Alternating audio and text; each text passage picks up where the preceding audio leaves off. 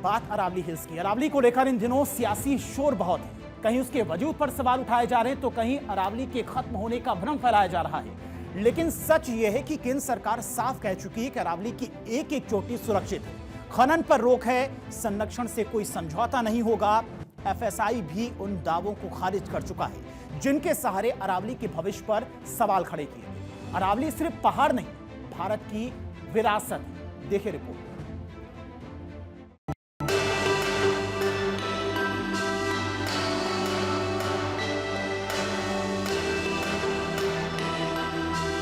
अरावली पूरी तरीके से बचेगी।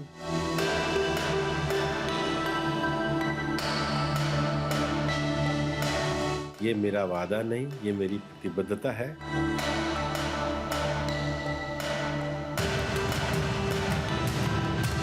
ये प्रधानमंत्री जी का संकल्प है।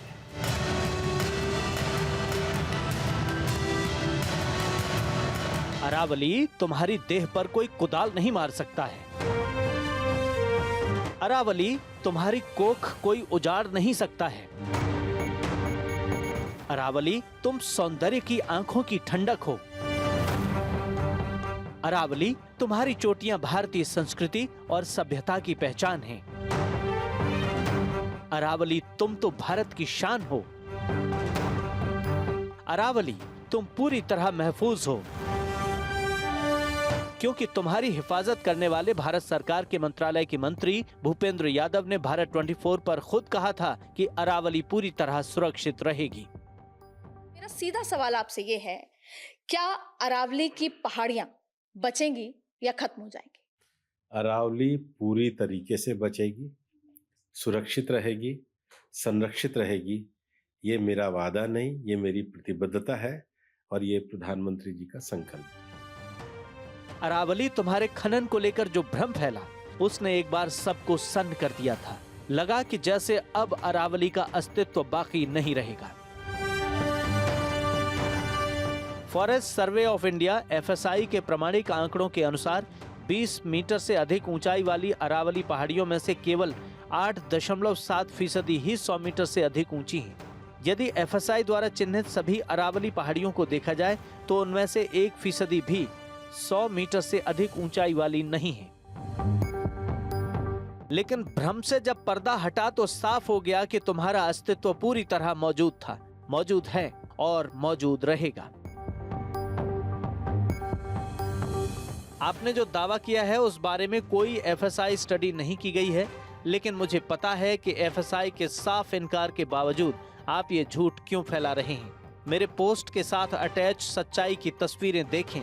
शायद आपकी पर्यावरणवादी वाली बात तब ज्यादा भरोसेमंद लगती जब आप अपनी पार्टी के साथी अशोक गहलोत से पूछते कि अरावली को किसने बर्बाद किया।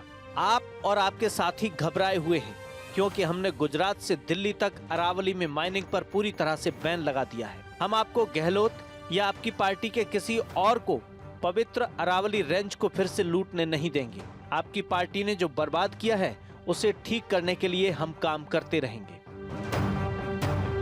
अरावली को लेकर दुनिया वो सच देख ले जिसे भ्रम का लिबास पहनाकर लोगों को गुमराह किया जा रहा है। अरावली हमारी मां है, अरावली हमारी मां है। कांग्रेस नेता जयराम रमेश ने अरावली को लेकर एफएसआई का दावा रखा, लेकिन जयराम रमेश के इस झूठे दावे को एफएसआई ने ही खारिज कर दिया। जयराम रमेश ने दावा किया कि 20 मीटर से अधिक ऊंचाई वाली अरावली पहाड़ियों में से केवल 8.7% ही 100 मीटर से अधिक ऊंची हैं। इस पर एफएसआई की ओर से स्पष्टीकरण आया कि एफएसआई ने ऐसी कोई स्टडी नहीं की है जिसमें कहा गया हो कि अरावली का सिर्फ 9% हिस्सा 100 मीटर से ऊपर है। जयराम रमेश ने दावा किया कि अरावली को नष्ट किया जा रहा है, तो केंद्र सरकार ने स्पष्टीकरण दिया कि अरावली में नई खनन लीज पर रोक लगा दी गई है। जयराम रमेश ने दावा किया कि अरावली की नई परिभाषा खतरनाक है। केंद्र सरकार ने स्पष्टीकरण दिया कि अरावली पूरी तरह सुरक्षित है। अरावली, अब हम तुम्हें वो सबूत देते हैं जो तुम्हारे अस्तित्व को बचाए रखने के गवाह हैं। केंद्र सरकार की फाइलों में दर्ज है कि अरावली की चोटियों को कोई भी घायल नहीं कर सकता। दिल्ली से लेकर गुजरात तक अरावली की एक एक चोटी, एक एक इंच सुरक्षित रहेगा। केंद्र सरकार ने अरावली में नई खनन लीज पर रोक लगा दी है। इसे लेकर केंद्र सरकार ने हरियाणा, राजस्थान को पत्र भेजा है। नई परिभाषा के तहत खनन साइट चिन्हित होने तक रोक लगी रहेगी। कोर्ट के फैसले पर जिस तरह से भ्रम फैलाया गया, उस भ्रम से अरावली तुम परेशान ना होना। तुम्हारा होना ही हमारा होना है, संस्कृति का होना है। तुम उत्तर भारत की आस हो, अरावली तुम हमारी सांस हो। Bureau report, Bharat 24।